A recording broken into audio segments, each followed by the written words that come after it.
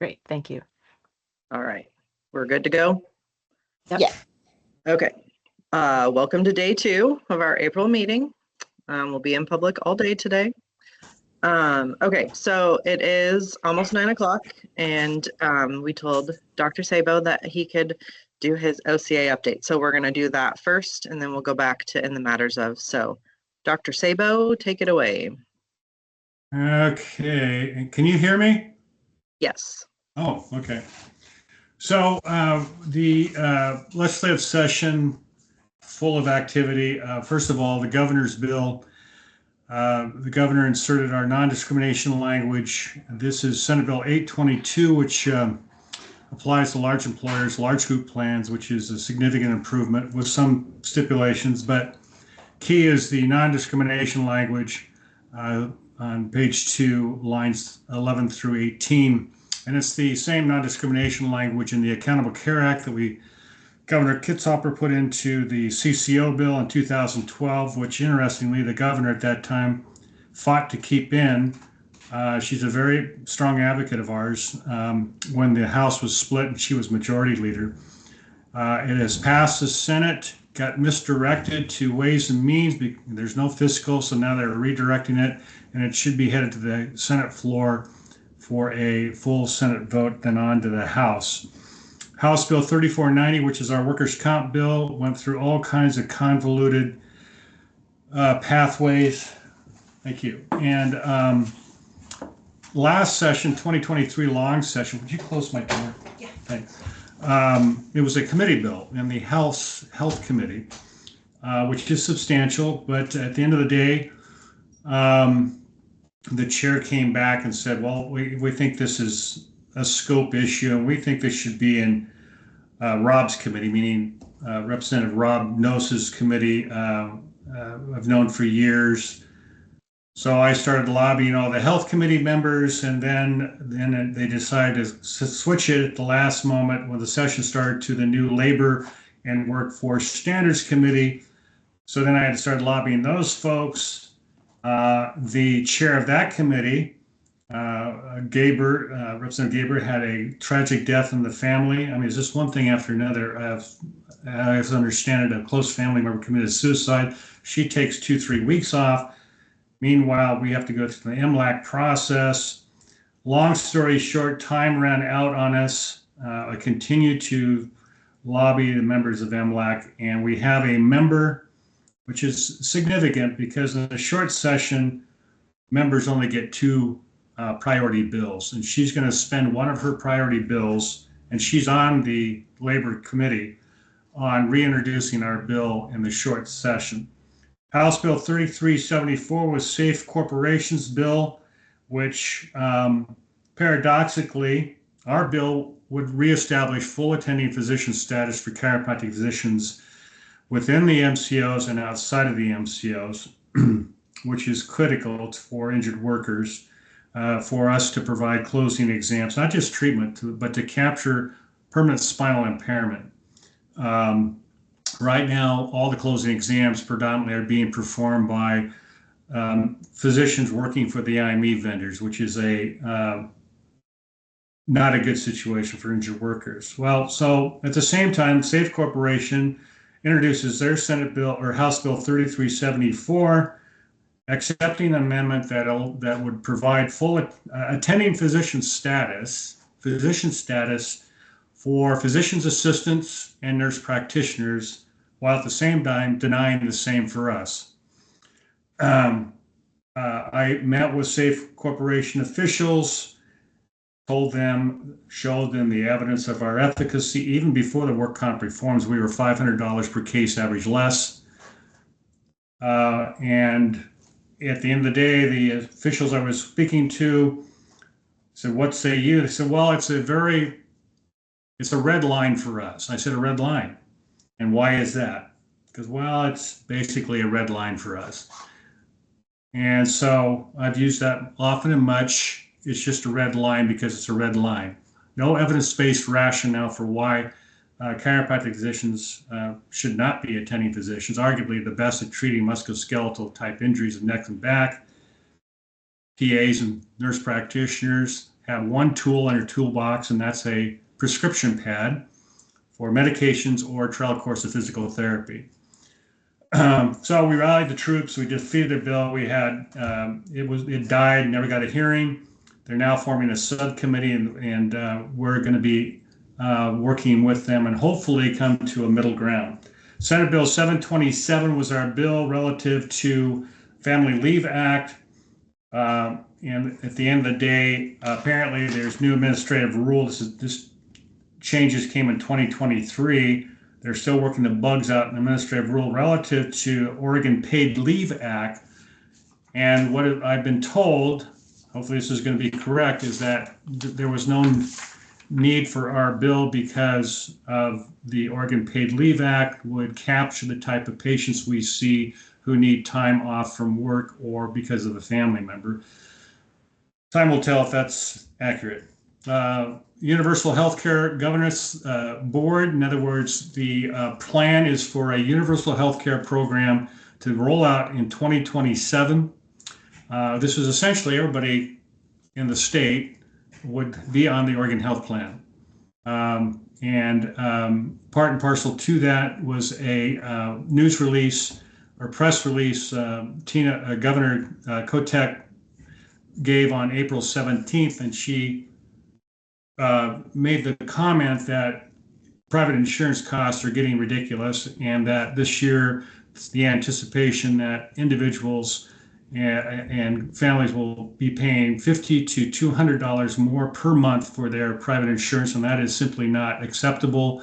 So there's actual traction occurring for a universal health care plan here in Oregon. So we are putting together a coalition to ensure that the provider non-discrimination language that we got into several parts of the CCOs, small individual and small group plans, and now large group plans with the governor's bill this session, ensuring that all of that is included in any universal health plan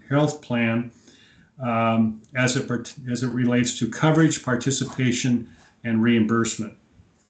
Lastly, well, not lastly, but the State of Oregon Opioid Settlement Prevention and Treatment and Recovery Board, again, as I said before, the Oregon Chiropractic Association, in concert with the University of Western States, producing a continuing ed program of 1 hour for the prescribers to educate them to the substantial training and clinical skill sets we have relative to what we do as chiropractic physicians. Many really don't understand the substantial training that we have. The cost of that is $25,000. We're asking for that from the board. Right now, they're still spending the big money, tens, if not hundreds of millions of dollars from the Produce opioid settlement funds. We're kind of small potatoes. We're kind of off the radar, but we'll stay on top of that. I think it'd be very, very useful. Now, on the federal level, we are reintroducing our Medicare Chiropractic Modernization Act.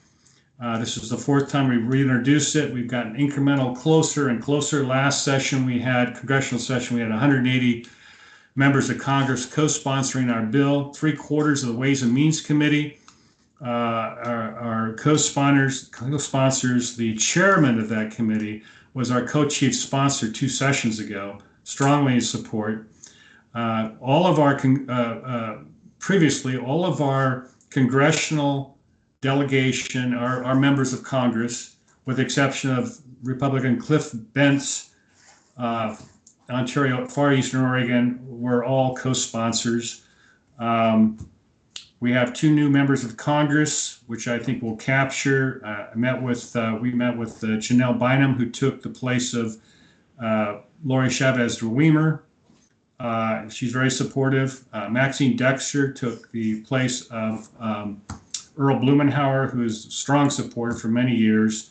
And Maxine roommates with my patient and good friend Val Hoyle, and she's going to get her signed on as the co-sponsor. Andrea Salinas and Suzanne Bonamici have already signed on. And the OCA's convention is this weekend at the Sheraton Airport. That's my update. Thank you so much. Any questions from anybody?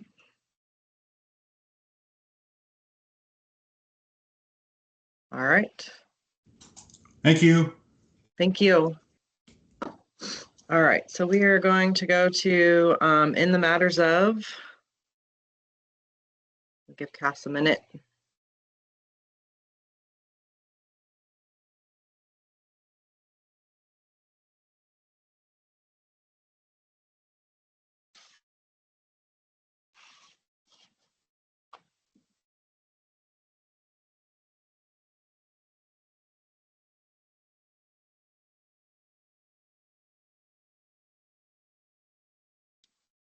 You're muted.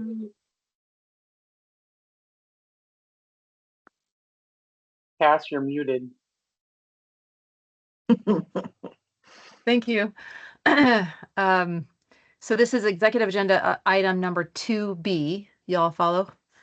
Okay, the issue, hold on, that'd be nice if I actually got to process. Give me a sec. The proposal is to certify the applicant. So So moved. moved. Lori's got it. Oh, Okay, I'll actually, second. give me 1 second, will you please? I just need to bring my notes up. I can't do it on paper. Give me 1 second. Hold that thought. I thought I was all done with my exec, but I'm not. Okay.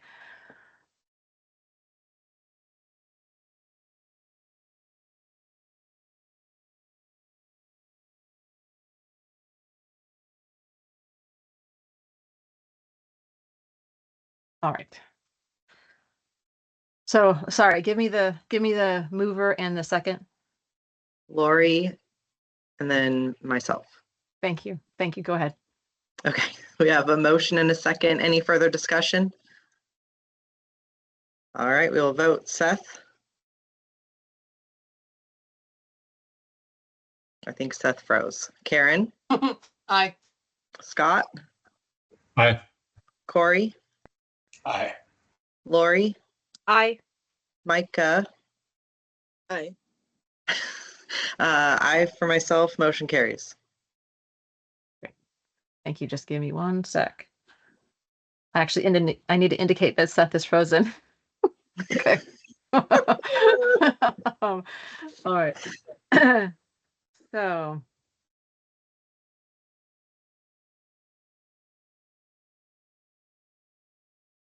Moving down the list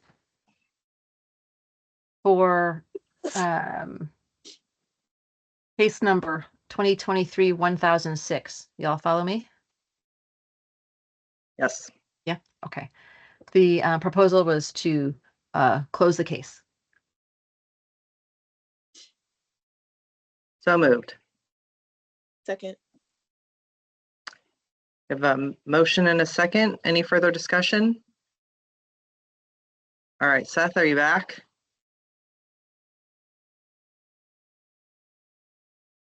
Doesn't look like. Oh, okay. Karen? Aye. Scott? Aye. Corey? Aye. Lori? Aye. Micah? Aye. I for myself, motion carries. All right. Thank you very much. The next case is 2024-5007. We skipped one there. So 2024-5007. The proposal is to issue a notice of proposed discipline of revocation with a total fine of $58,000 to be paid in 120 days. So moved. Second. Karen? Karen. We have a motion and a second. Any further discussion? I don't think Seth's working. Karen? Aye. Scott? Aye. Corey? Aye. Lori? Aye. Micah? Aye. I for myself, motion carries. Okay. And it looks like Seth's back on. I don't know if his audio is working. Yeah, I'm just going to do this on my phone. I've kind of had it with Teams on my computer. Okay. Kind of over it. So Seth, we are now just starting 2023, 3005. This is in the matters of. Got it. Thanks. So the proposal is for a contingent case closed with 2 hours of continuing education on advertising taken within 90 days. With that, and those 2 hours would be in addition to the hours required for annual renewal. The also requirement would be 2 file pulls of 3 files of breast thermography patients after the new informed consent is being utilized. So moved. Second. Is that Corey or Seth? Sorry. Seth. Seth. We have a motion and a second. Any further discussion? All right, Seth, Aye. Karen, Aye. Scott, Aye. Corey, Aye. Lori, Aye. Micah, Aye. and an aye for myself. Motion carries. Thank you. For case number 2024-5023, the proposal is to issue a cognitive evaluation / competency order to be completed within 60 days and by a board approved evaluator. So moved. Second. Second. Ooh. That was Micah, I think. We have a motion and a second. Any further discussion? All right, Seth, Aye. Karen, Aye.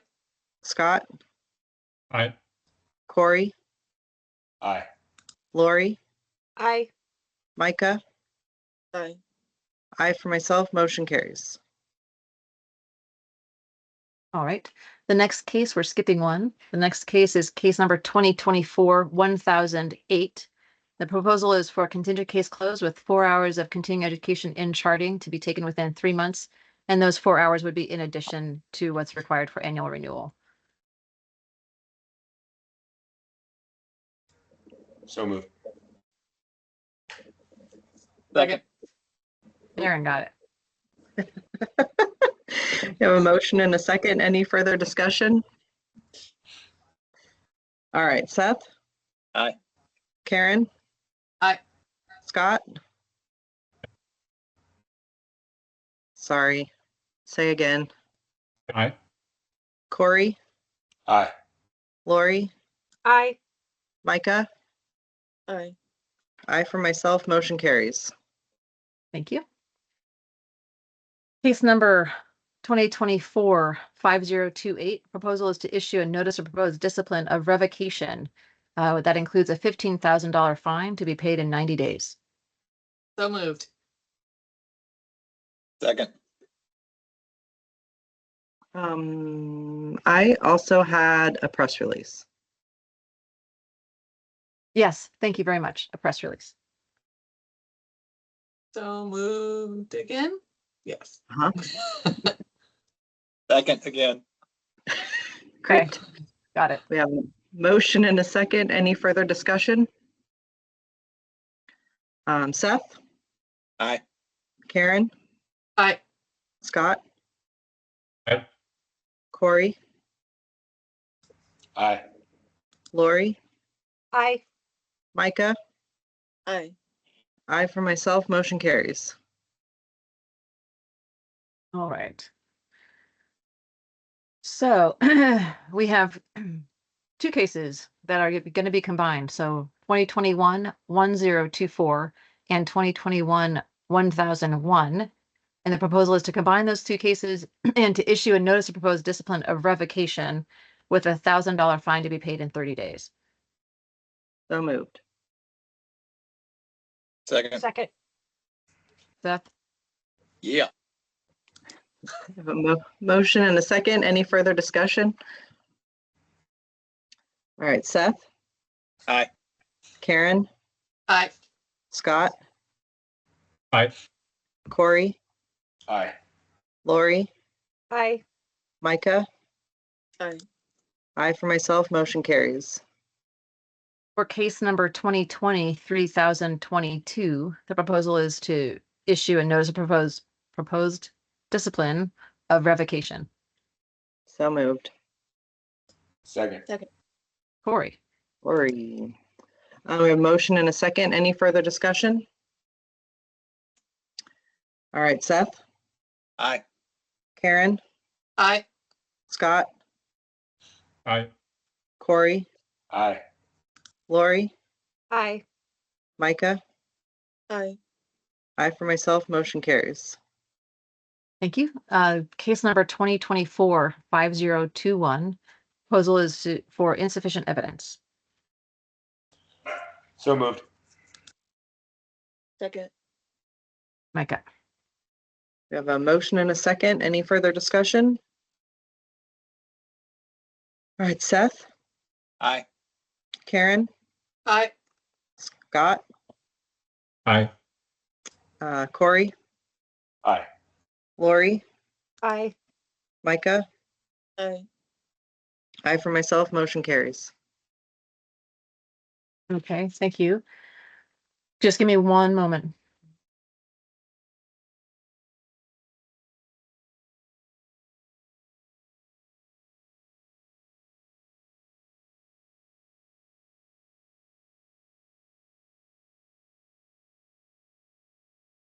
Okay, sorry, I'm just making sure that we're not going on record when we're not supposed to be. Okay, so this is case number 2024-1009. Y'all with me?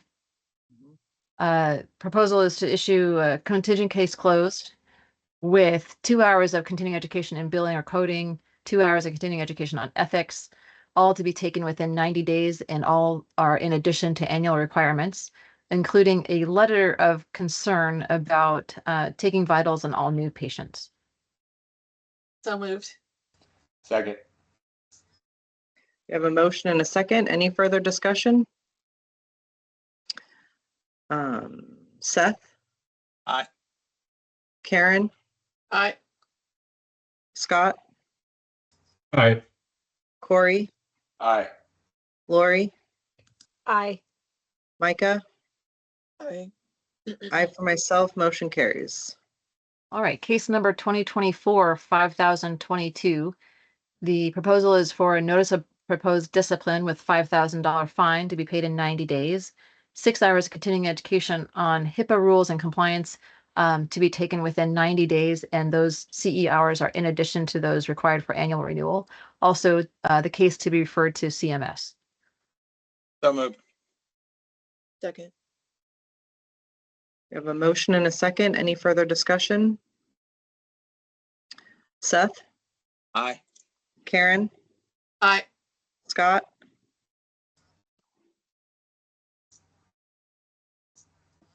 Good. Aye. Corey, Aye.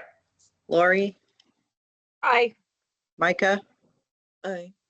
I for myself, motion carries. All right, case number 2024-1010. The proposal is for insufficient evidence with a letter of concern about knowing about proper billing procedures and inappropriate communication. So moved. Second. We have a motion and a second. Any further discussion? All right, Seth, Aye. Karen, Aye. Scott, Aye. Corey, Aye. Lori, Aye. Micah. Aye. I for myself, motion carries. Okay, we are skipping a case and going to case number 2025-5001. Y'all with me? Mhm. Okay, thank you.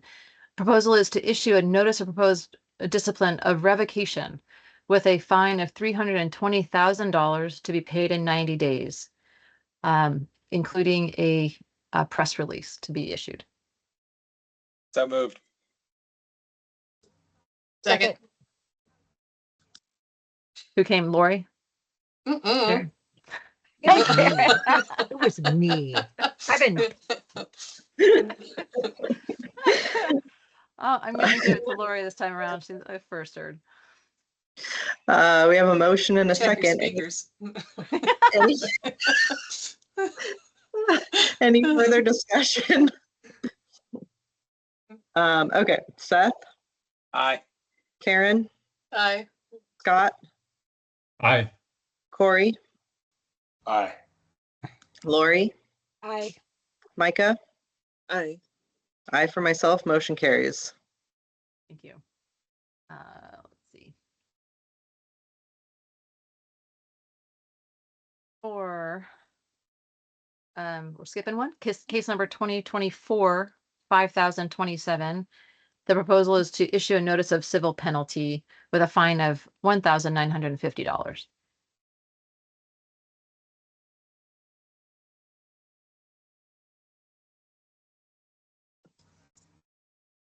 So moved. Second. We have a motion and a second. Any further discussion? All right, Seth, Aye. Karen, Aye. Scott, Aye. Corey, Aye. Lori, Aye. Micah, Aye. and I for myself, motion carries. Thank you. For case number 2024-1015, the proposal is for non-sufficient evidence, no sufficient evidence. So moved. Second. Good job, Karen. We have a motion and a second. Any further discussion? Seth, Aye. Karen, Aye. Scott, Aye. Corey, Aye. Lori, Aye. Micah, Aye. and I for myself, motion carries. And that is the end of our In the Matters Up. Woohoo. All right. We'll move on to number 9, PMP subcommittee updates.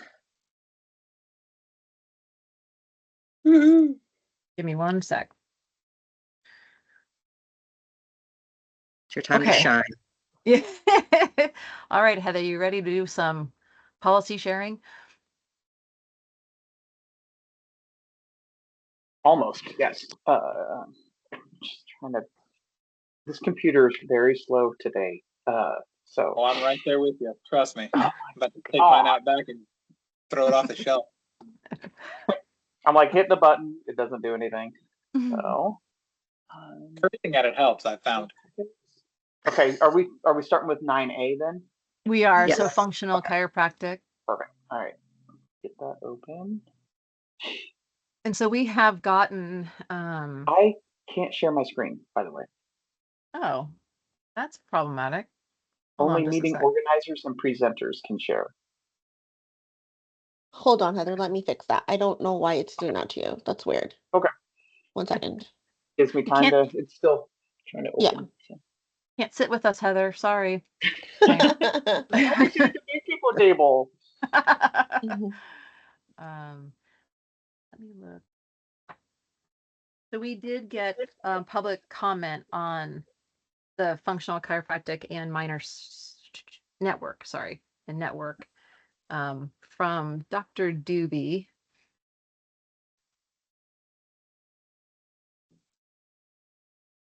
Do you want to try again, Heather? I just added you. Moving screens around. Yes.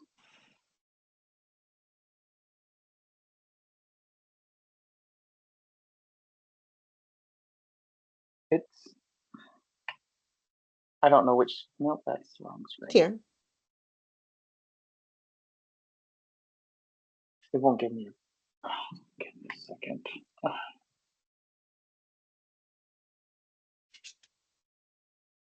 You're getting there. I go to share. It doesn't show me a preview of the screens. Here we go. Okay. Okay.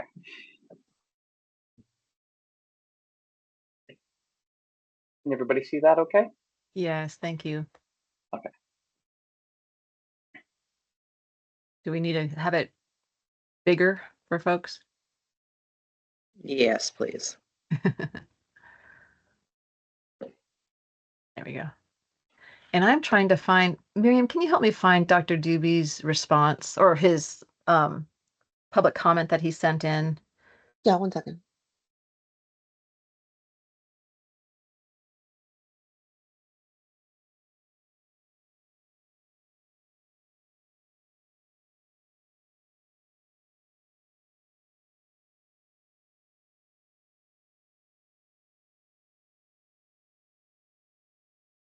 He just emailed us yesterday.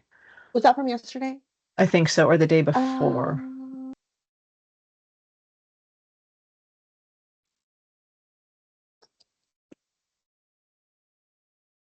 Oh, here we go. I'm sorry, I got it. Did you find it? Okay. I did.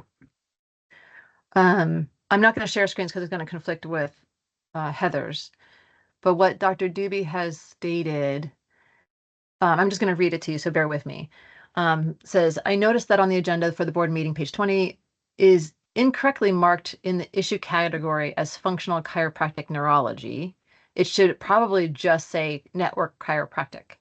Functional chiropractic neurology would be what Drs. Swingen and Zielinski practice along the lines of what is taught by the Carrick Institute. Years ago, the ETSDP stated that network was considered experimental because it was not taught in any chiropractic colleges. That changed, and someone from network informed the board that network was taught at 2 or more chiropractic colleges, LifeWest and Sherman, and that language was changed. Could the board clarify whether this is about chiropractic neurology or network chiropractic? And I believe we responded to him to let him know that we were reviewing both policies, and we have updated information about the ETSDP information. So that's what we received about those policies. And I don't think we received anything else about those, if I'm not mistaken. No, I haven't seen anything. Okay, great.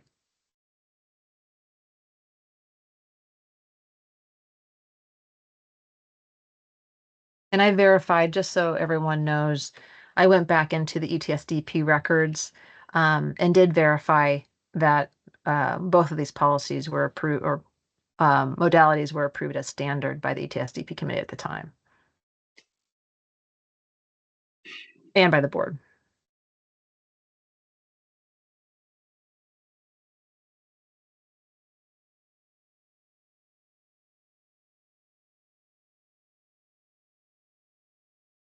Any changes need to be made for this policy, or are we good to go? In which part is this clarified? I'm just trying to understand what I'm reading, that it's only applicable to DCs and not CAs. Yeah. Okay. So when we're drafting these policies, so the issue is chiropractic licensees, as you see here, at the very top part, and then we clarify in the first sentence, practice for Oregon chiropractic physician, and then the bottom is applicable to CAs. Okay, thank you. Yeah, and that's the template of all of our policies coming out of the PMP committee will be set up. So the main body will be the DCs, and then you'll have a application to CAs at the bottom. I have a couple questions. One, should standard be in quotation marks? And then it sounds like there was 3 options for recommendations. Should it be 1, 2, or 3? That kind of thing. Yes, standard should be in quotes because that's Okay. It's a term of art within that process. Perfect. And as far as that series goes, Heather, thank you so much, our grammarian. So within the scope of practice, after 1 would be a semicolon, after 2 would be semicolon, and then we're good to go.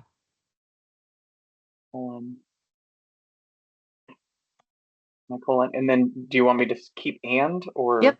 Yeah, and stays there. No, and stays.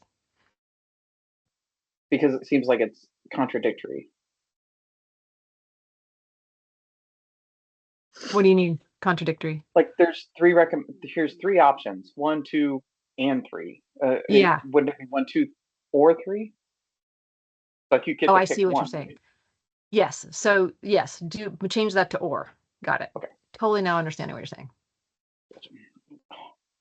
Do we need to keep that stuff? No, we Sure. don't need to Like- keep that stuff. Could we just say brought forward through a proponent petition process and be approved. done with it? Yeah. Like, you do we can. need to include that they had 3 options? No, you don't have to include that at all. You can just end that sentence, or you can even end the sentence at OBCE. Boom, done.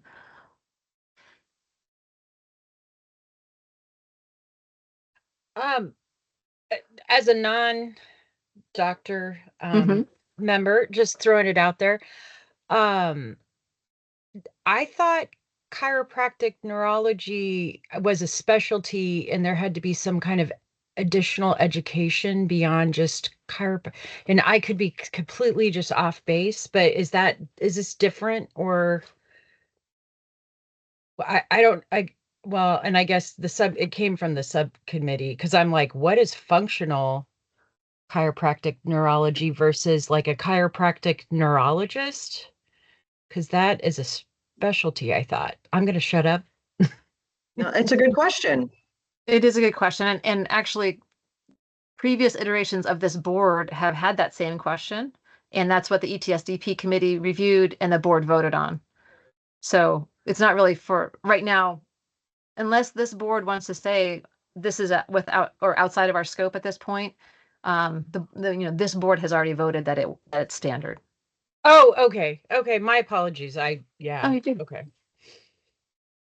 And not to say that this version of the board, the most updated version of this board, has determined certain things have been out or irrelevant or non-scientific based that the other boards have decided that they were. So that's why we're doing this, is to just update our policies, get them into appropriate templating, and do that for the review. Can I delete?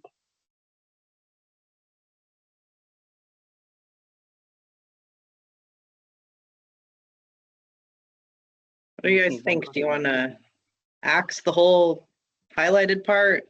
Do you want to axe part of it? Do you want to keep it all? I don't think traditionally we put in the explanation of how and what and why. That's true. This was just a little bit more of a explanation. Cut it all. Delete. No, that feels good. Slash it. And then, So have we been saying Oregon certified chiropractic assistants throughout? yes. Don't recall. Okay, cool. Never mind. Boom. Yeah, and I think on so some of these just policies, we try to give as much, option as possible, and then that can be reduced. Just it's easier just to start with excess and then remove, I think, for some of the people that are on this committee that write these policies. yeah. And so you'll see the same language in the network chiropractic policy because it came from the same section of the PMP. So so if we're good to go on this, then we can finalize that and get that within the document. So thank you very much. We actually need to have a vote on that. Oh. So that you're sharing stuff. I'm trying to get rid of it. I was doing side work while. I see multitasking. So it's all good. So we just need to vote on that policy as amended. I move to accept functional chiropractic neurology policy as amended. Second. Corey seconds. We have a first and a second. Any further discussion? All righty, Seth, Aye. Karen, Aye. Scott, Aye. Corey, Aye. Lori, Aye. Micah. Aye. Aye for myself, motion carries. Thank you.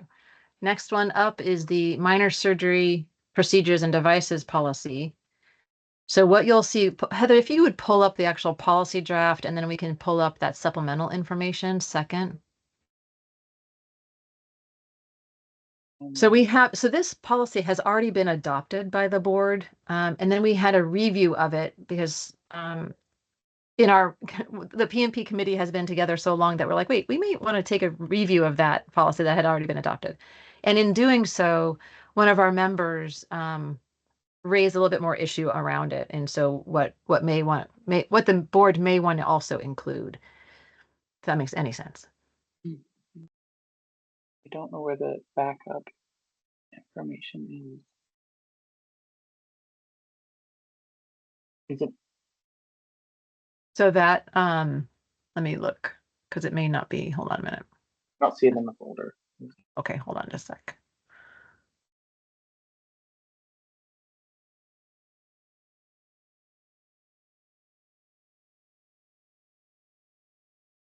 It's not in your folder. It is within because it's not a Word document.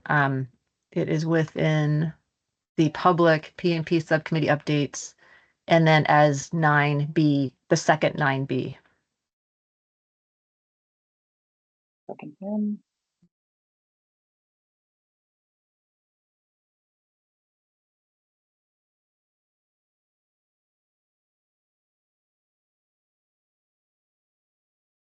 So what you're looking at now on screen, board is the is the policy that was approved in September of 2023, with the smaller list that was included of modalities within minor surgery. Heather, did you find that PDF? Oh, there we go. Yeah, yeah. Perfect. And so then when the subcommittee member was going through different modalities that could be included, this is also what they found, and wasn't sure if the board wanted to list all of them or just keep the list as it was, separate them out for dermatology. It's like it got into all sorts of interesting overlayers of interconnectivity there.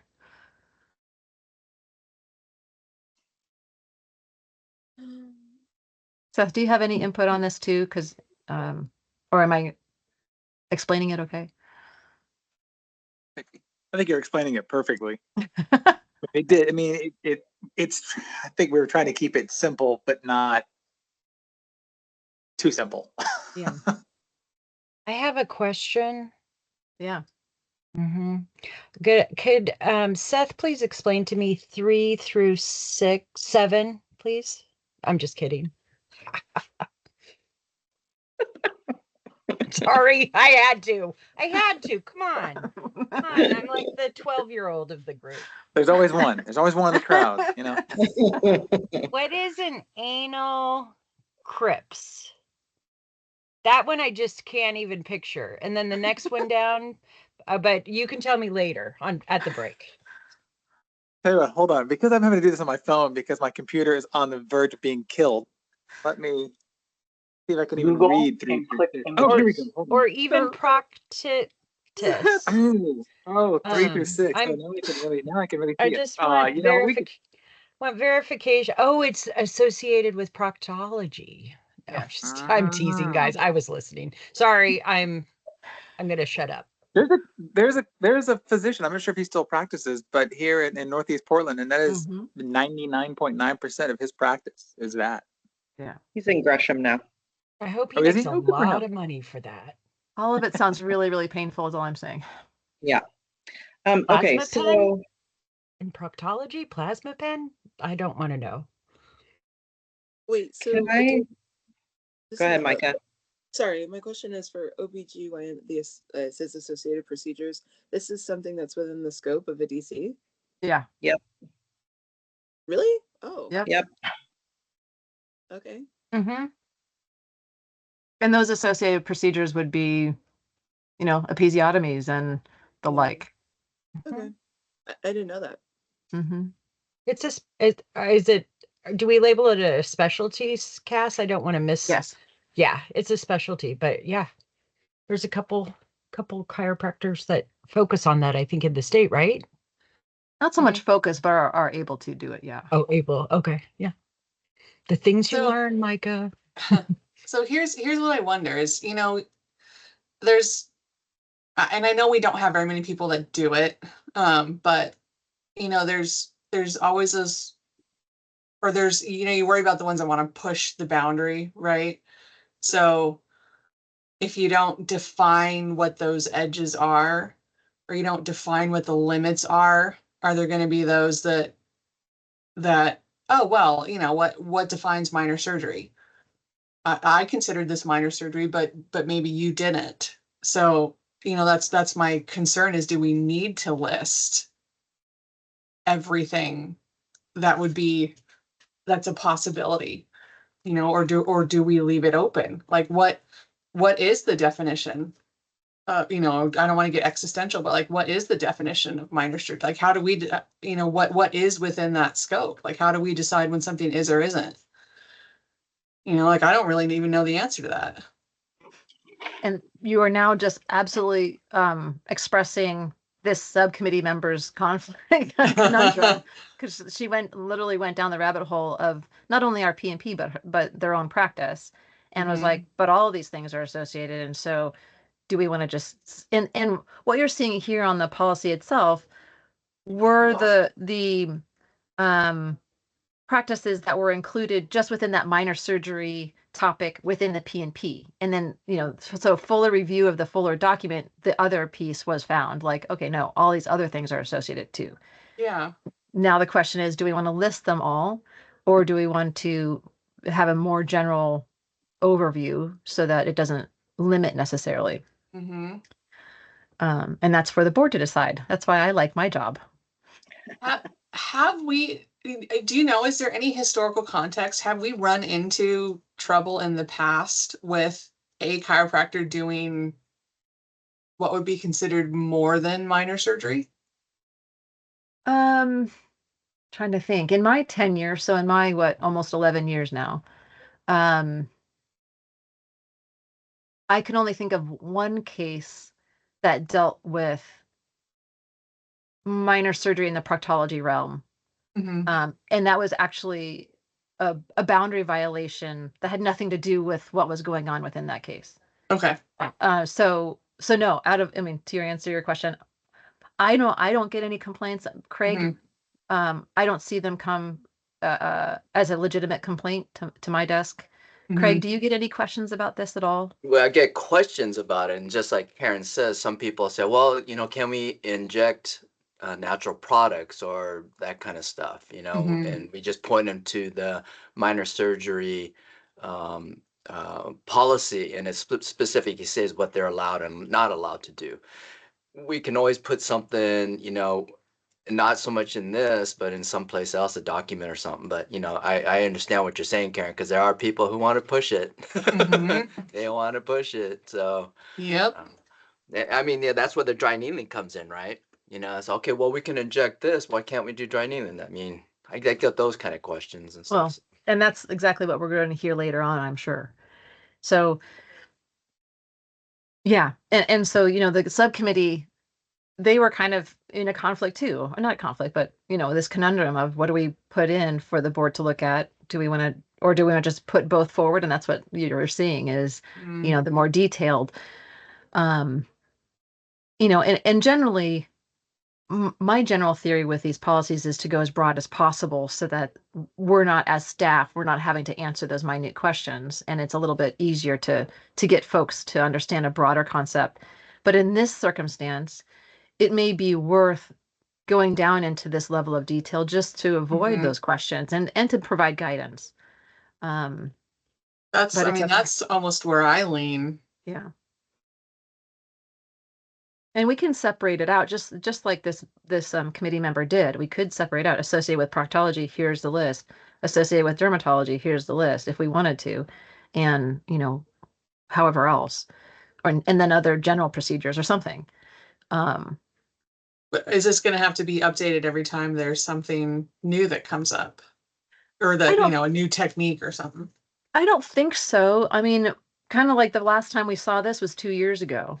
So if something that if a trend that we see comes up, then we can include it or not. But the policy itself says, this is a list including but not limited to. So that's broader. Yeah.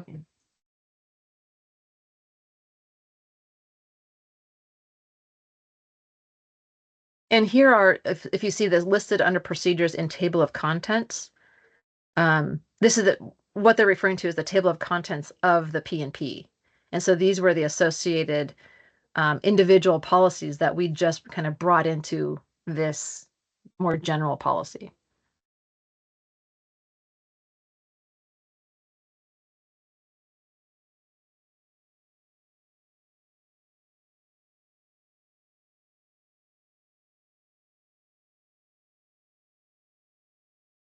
I'm personally leaning towards being specific on what they can do, because I feel like there's people who would take it a little further, going beyond minor surgery. But that's just me. But I understand that it would require a little bit more detail and more work, so I could go either way. I hate to be negative, but even if you put it in there, there's always going to be someone who tries to take it a little bit further. I know, but at least like our bases would be covered and it's I actually I mean, I agree. You know, so, but I like to over explain things so that It would have to be like a non-inclusive type list though, because I mean, there's always going to be something out there. So it's like,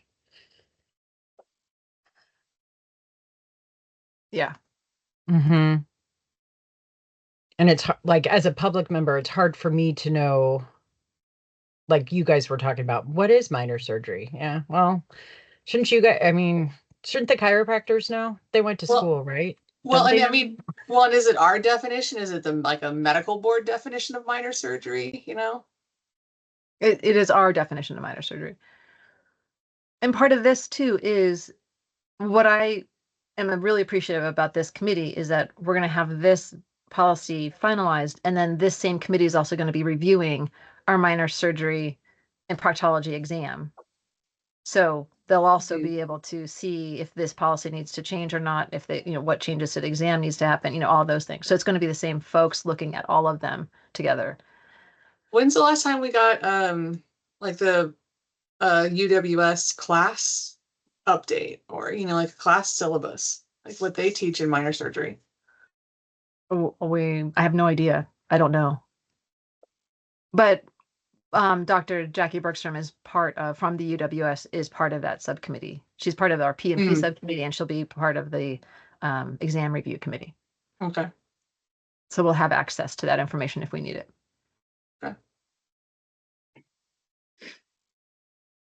Yeah, I think that document would be helpful, so we're not trying to reinvent the wheel, so to speak, and come up with our own definitions and lists of procedures. Because there's not suturing on this list, is there? I don't know. I didn't. Heather, it's not on this list. But if you want to pull up the policy itself, I don't know if it's on there either. That's all we practiced in lab. Yeah, so it's not even on here yet. Yeah. I can reach out to DC Online. I was hoping I might have had the syllabus, the class outline here, but I don't. Oh, thanks for that. We'll just figure that out later on. Okay. Yeah. Well, was ingrown toenails? I didn't even see that on the list. I didn't. No, I didn't see that either. I remember watching videos on that. In There's class. moles. So like I said, you could add, you can take away, you can do whatever you'd like to all these lists. So it's a matter of what you want to do. And, But is- and Heather, I'm not sure if you're going to be able to copy and paste into that Word doc or not from here. Probably not. Yeah. So maybe if you would like to, on the Word doc policy, Mhm. just do track changes, and then we can just track what changes we want to make. Not, like take a note of Mhm. to include the list from the supplemental information or something like that. Yeah. A comment. I almost feel like we need more information. Like what more information would you need? Well, yeah, I don't know. 'Cause, I mean, we just talked about like two things that aren't even on the list. Mm-hmm. And then, so I don't, yeah.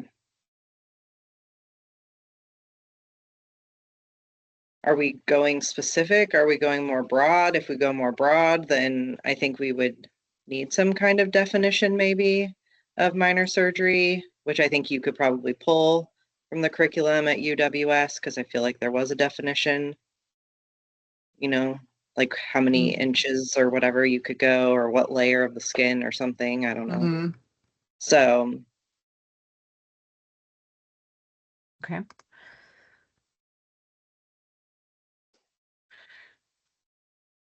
I don't know.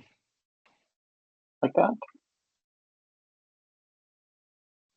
Yeah, I mean, so the I have, subcommittee still exists. Do you want to send it back to the subcommittee? Yeah, we could do that. You know, instead of Okay. getting bogged down here? Yeah. So just let us know what you want the subcommittee to do. So clearly reach out to get the definition of minor surgery. Add, I heard, toenail removal. Yeah. And suturing. Anything else?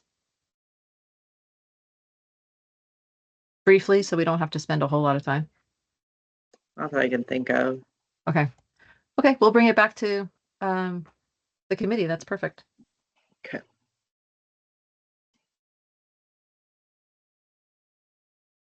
And you don't need to vote on that because that's not a final action.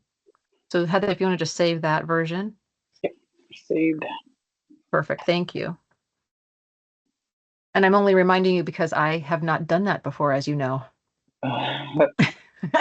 It'll ask me, won't it? It was during PMP. It was really, really embarrassing. So, so the network, yeah, on to C, network chiropractic policy. And so everybody, thank you for your patience doing this. This is going to be our full day, is looking at policies and editing. So just bear with us.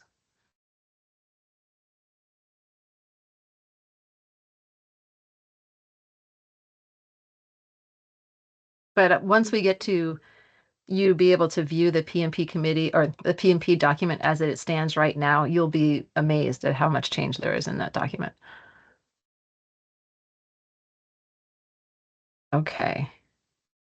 So here's network, very similar to what the functional chiropractic was. We want to delete that last part.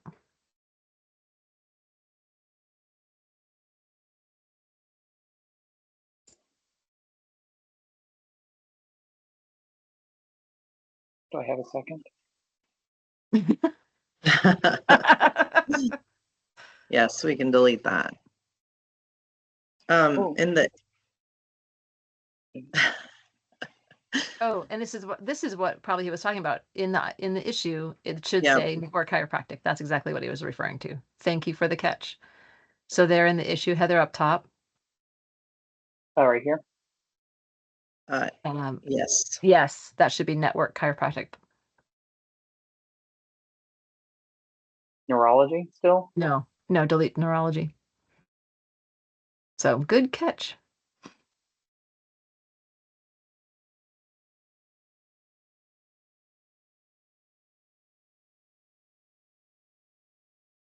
Do I get rid of policy here?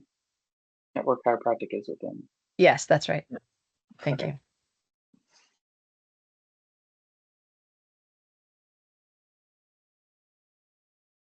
Okay.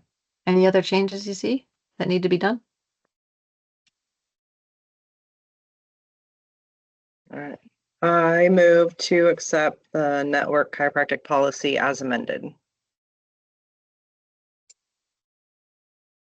Second. We have a motion and a second. Any further discussion? All right, Seth, Aye. Karen, Aye. Scott, Aye. Corey, Aye. Lori, Aye. Micah, Aye. aye for myself, motion carries.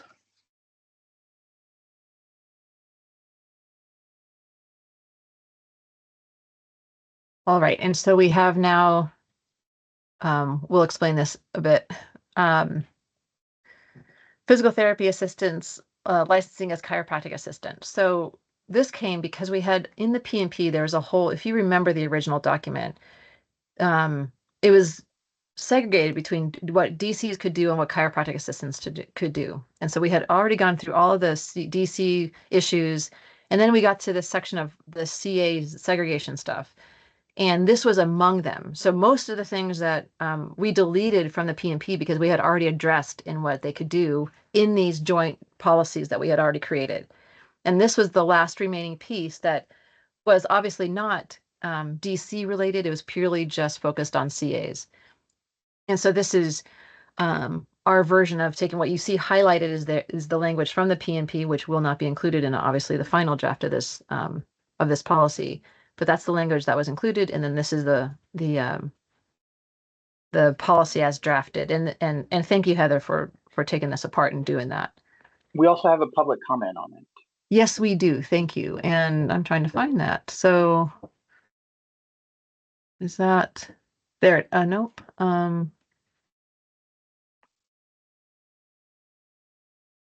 Sarah May's, why am I not finding it?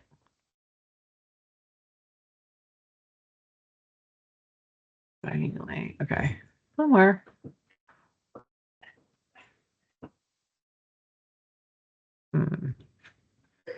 Miriam, are you able to find that comment from I Sarah was like May? looking, yes, Sarah. May. Like, I was like looking as well. Was it in the carry public hearing? Here it is. I got it. Let Oh. me just read it because I'm not going to do a shared screen with you guys. So Dr. Sarah Mays says vote no, so her subject line is vote no on awarding PTAs a CA license without CA training. So she says, dear OBCE, chiropractic as a profession is unique and should remain that way. I am sure that some physical therapy assistants would make great chiropractic assistants. They come from a profession where they have a great amount of knowledge in specific rehabilitative exercises, as well as certain modalities such as ultrasound, etc. The physical therapist and chiropractic scope overlap.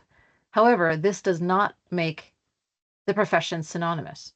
You cannot simply award a PTA a CA certificate because they have earned the PTA. These things are different. We do award chiropractic students a CA if they have completed a certain amount of coursework in a chiropractic program, but not a physical therapy program. We do not award a massage therapist a CA license without taking the training, and those professions also have overlap in scope. The same rule should apply to PTAs. I taught the CA course for UWS for many years. I have not kept up with any changes that have occurred since I stepped down from that position in 2020, so perhaps my knowledge is dated and incorrect. According to my experience, I can attest that perhaps a PTA may be able to skip the hands-on portion of the training, but they should definitely attend the hours that are didactic. The lecture portion of the course provided a chiropractic perspective on health and healing, reviewed the CA rules as set by this board, and generally goes over the duties and responsibilities of a CA. In total, the course was 12 hours, 8 of which was the lecture portion. This is not a big commitment, especially if you only require the 8 hours of PTA licensed individual. I see no reason that the board should waive this small requirement for PTAs. I feel it waters down the chiropractic profession and potentially leads to much confusion. I do not feel it would be appropriate for a CA to receive a PTA without fulfilling the physical therapy guidelines in full. So why are we going to provide this in the reverse? Let's maintain the status quo and the uniqueness of this great profession.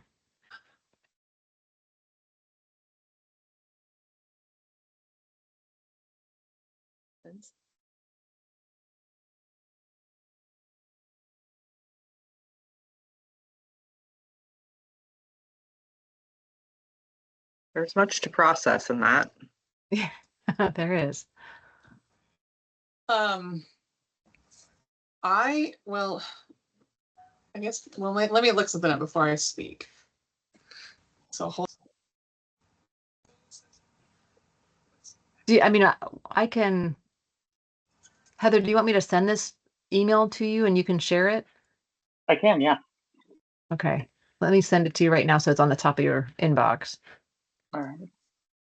I understand what she's saying. Well, okay, I did double check. So a physical therapy assistant is a 2-year program. Yeah. Yeah. Mm-hmm. So, I mean, I feel like that is more than qualified to be able to skip 12 hours worth of training and jump Heather, right to an exam. Yeah. So Heather, can you explain what's actually occurring right now with the PTAs who want to be CAs? So right now, I've only had it happen once. But so if the PTA, they have to have their transcript sent over from their PTA school. And then they don't have to do the 12 hours of initial training. I don't know if PTA training includes like electrotherapy and hydrotherapy. I would think so, but I don't know for sure. It does. But I've only had it happen like once, I think. And so, yeah, when they they send that over. They still have to do the fingerprinting. They still have to do the exam, the application, and all of that. They just don't have to do that 12 hours of initial training. I understand what she's talking about with understanding chiropractic philosophy, and that is a very big deal in our profession. The examples that she used of overlap, like physiotherapies, are not included in the scope of those other programs. So that's not apples to apples to me. Where, I mean, that's all PTAs do, are physiotherapies and soft tissue work. So, I mean, I get it, but at the same time, like, they're way more qualified probably than what we're doing, to be honest. Well, and she may be, I don't know if she's confusing, because there's two different levels. There's a physical therapy assistant, which we're talking about, which is a 2-year program. And then there's a physical therapy aide, which does not require any kind of certification and is more on the level of a chiropractic assistant. Those two are almost the same job. It just doesn't require certification in the PT world, which is, I had that job before I went to chiro school. And in my opinion, it was exactly the same as a chiropractic assistant. The physical therapy assistant was a higher level job. So to have that kind of schooling, and in my mind, is a no-brainer to be able to just take a CA exam, like walk right to that exam and need no extra training. If I had an applicant that had a PTA degree, all I would need is a couple, an hour to explain how my office worked. Like that's all I think they would need. So I don't know if she's just aide versus assistant. Maybe that was her thought. Maybe.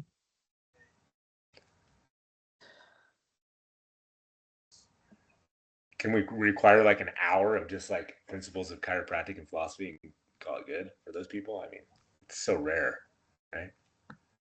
It is. We could.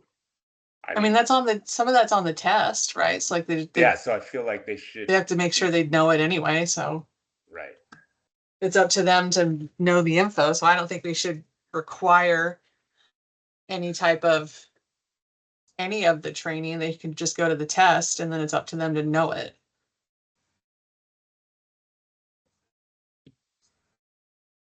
I don't know. It's my thought.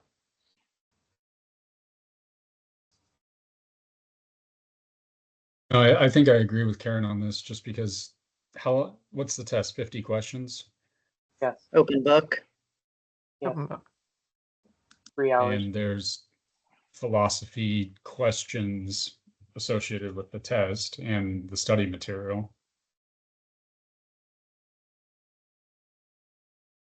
So like the work of documenting 1 hour for admin is probably a lot larger than just taking the test and studying for it, with getting the same result, basically.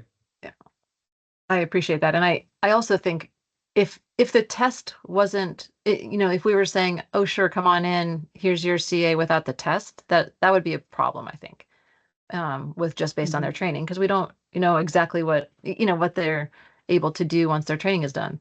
But I think the 2 hours or 2 years of that work and that curriculum more than covers the scope of the training.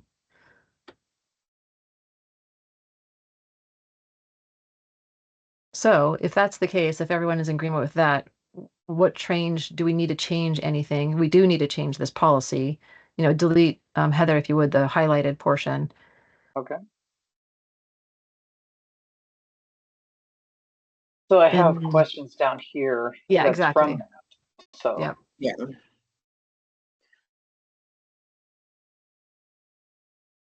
And I really appreciate your questions, Heather. It's really good ideas. If the board wants to qualify that statement.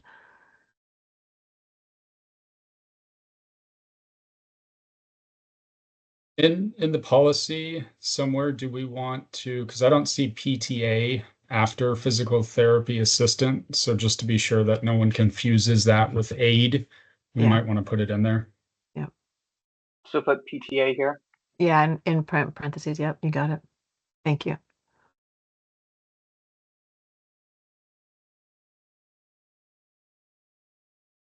So you could say a licensed physical therapist assistant. Okay. Mhm.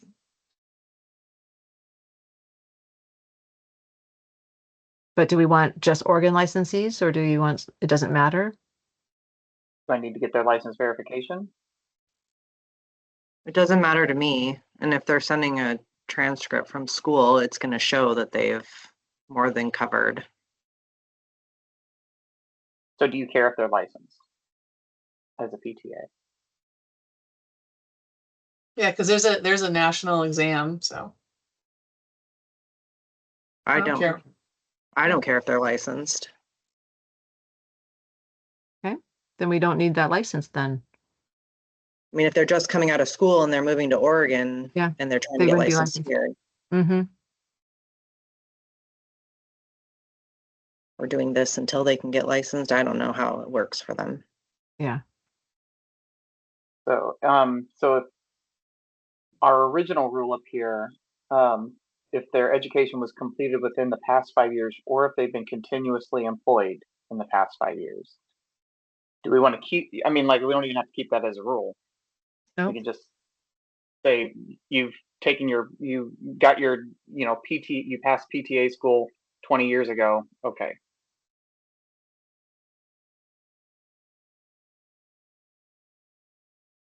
Well, not 20 years ago, maybe.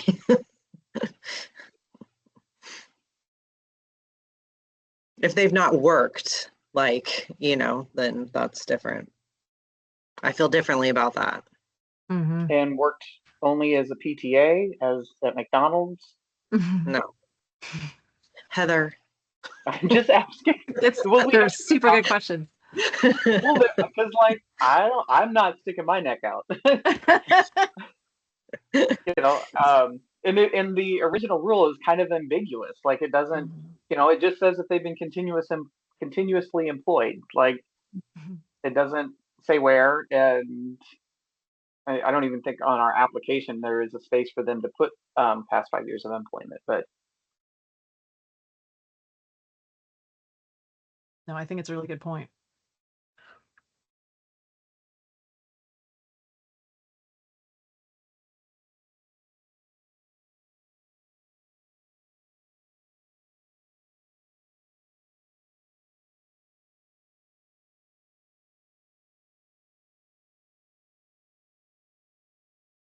Or do you need to break it down between recent graduates of a educational program versus those who have been doing it for a while? I don't know.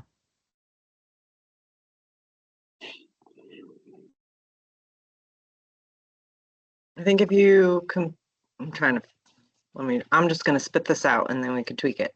If you completed your PTA education like in the last 5 years but didn't work in the field, but then if you've been continuously employed in the field, then that satisfies. Somebody fix that.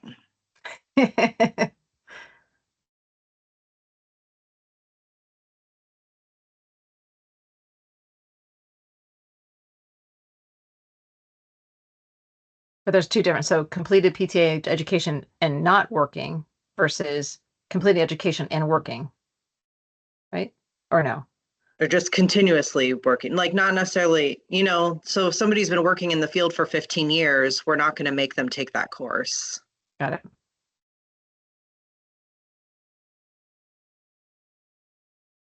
two different ones. Yeah. Yeah.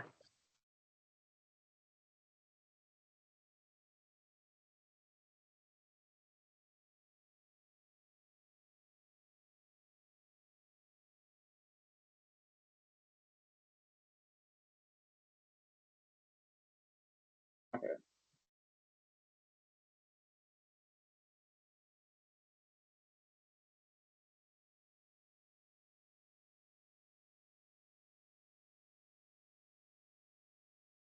I don't know. Do people finish PTA school and then not do anything with it for 5 years?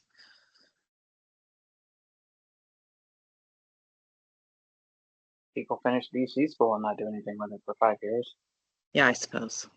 I mean, it's possible.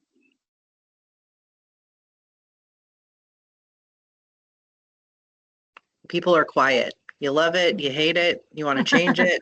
Like,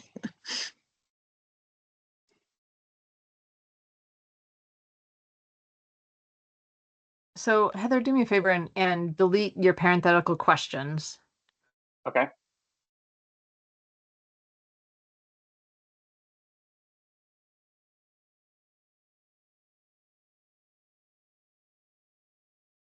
And then it should say, must submit, not may have there. So just must submit their official transcript. Or if they want to go through the 12-hour training, I guess if they want to go through the 12-hour training for CA, they can. I guess I was just thinking.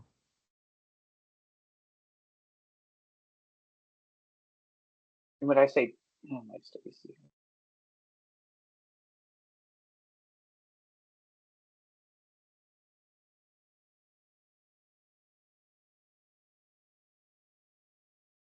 I- I'm just throwing this out there. How about like are they like certified or licensed? I don't know, but a certified physical therapist assistant may receive credit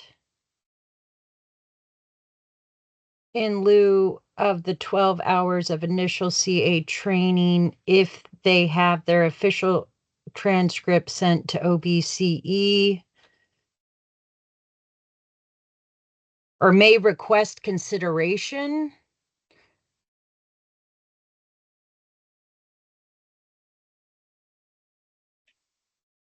I don't know about where you go to PTA school, if they have to be credited or all that.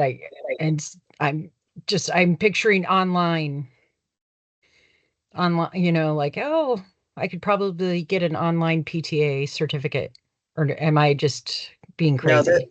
this is a 2-year school with a national board test. Oh, okay. And they're credited, like, Yeah, there's no wiggle room around that. no. Okay.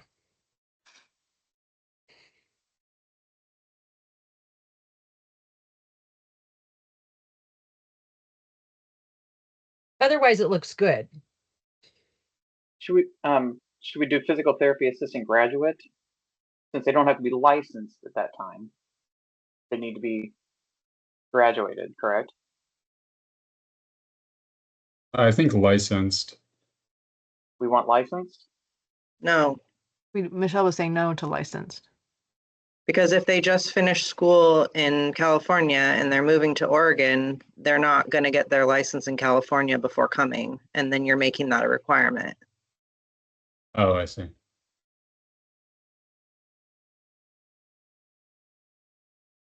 That's a good barrier breakdown, Mm-hmm. Madam you. President. Yeah, you're good, Madam President.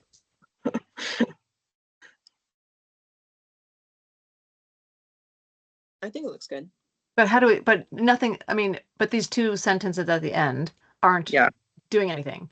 So how do we want to incorporate them into our statement?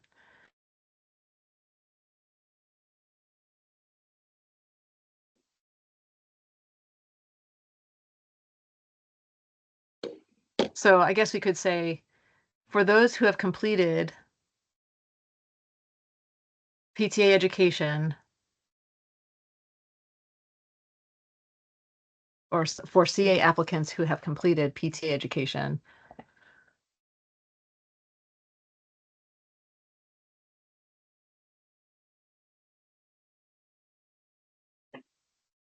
within the past 5 years.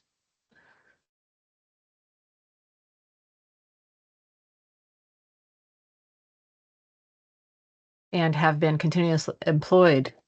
No, No. that wasn't Oh, my that's intent. right. That's the first one. So for CA applicants who have completed PTA education, so delete the last 5 years of that, Heather. Yeah, delete that part. Just within the last 5 years? No. Oh, yes, sorry. Or no, delete the rest because we're talking about fresh graduates. Okay. Yeah. Who have completed PT education. We can continue with that. May have their official transcript sent to OBCE, right? Those Yeah. fresh You want may or graduates. must? May. They can choose to go through the 12-hour training if they want to. Yeah, we're just copying the. Right.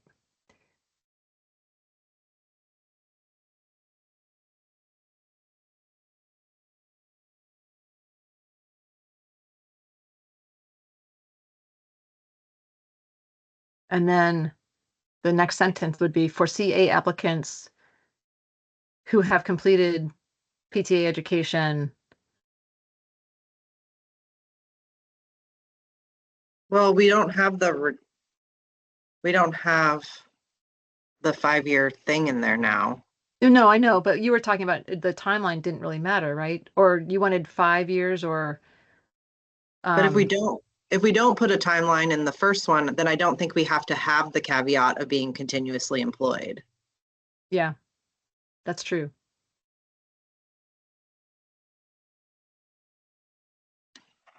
I mean, you could say have their official transcript or proof of continual employment, I don't know, because they As a could be PTA? old. Yeah, that's a way to do it. Okay, so So up in the top, yeah, so have their official transcript, comma, or proof of. proof of employment as a PTA. Yes. Yeah, proof of PTA employment.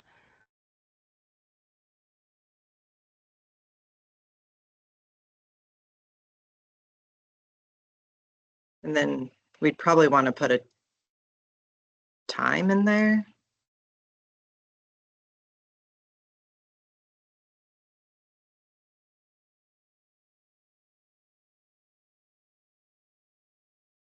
Or proof of PTA employment. Or, I mean, what's the timeline? You want to do 5 years? Yeah. Okay. Okay. Comma. How's that look? Yeah, that's good. I think that's better than, so then you can take that last sentence of the first part and bring it down. Just delete this. Yeah. I think you need to get rid of for in front of CA applicants because otherwise it doesn't read right.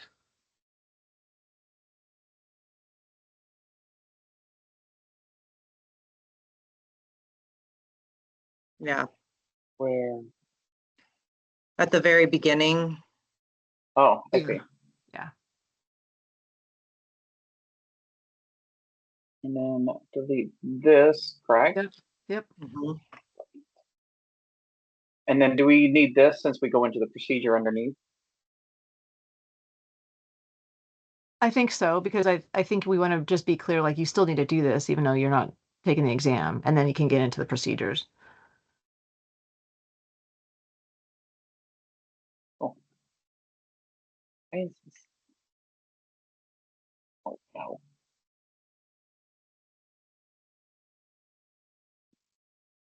And I would love to see periods at the end of each of those procedures.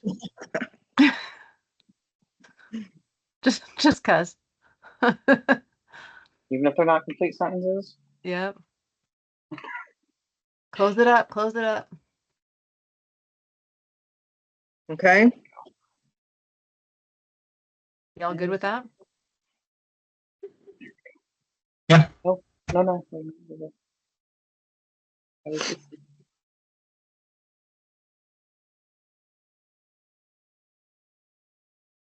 Okay. All right.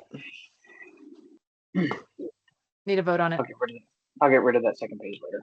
Okay. That's all right. Okay, good. All right. Well, I will move to adopt the physical therapy assistance licensing as chiropractic assistant policy. That is a very long title. As amended. Thank you. So moved. Second. Lori got it. Sorry, Scott. We have a motion and a second. Any further discussion? All right, Seth, Aye. Karen, I Scott, Aye. Corey, Aye. Lori, Aye. Micah. Aye. I for myself, motion carries. Okay, let's take a 15-minute break. Yes. We'll come back at 10:40. Everybody get some caffeine and be ready to keep going. Yay! Get All right. 10:40.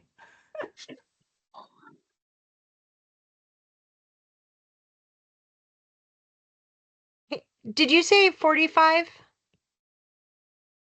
40. Just a 40, 15 okay. minute. Yeah. Okay, thank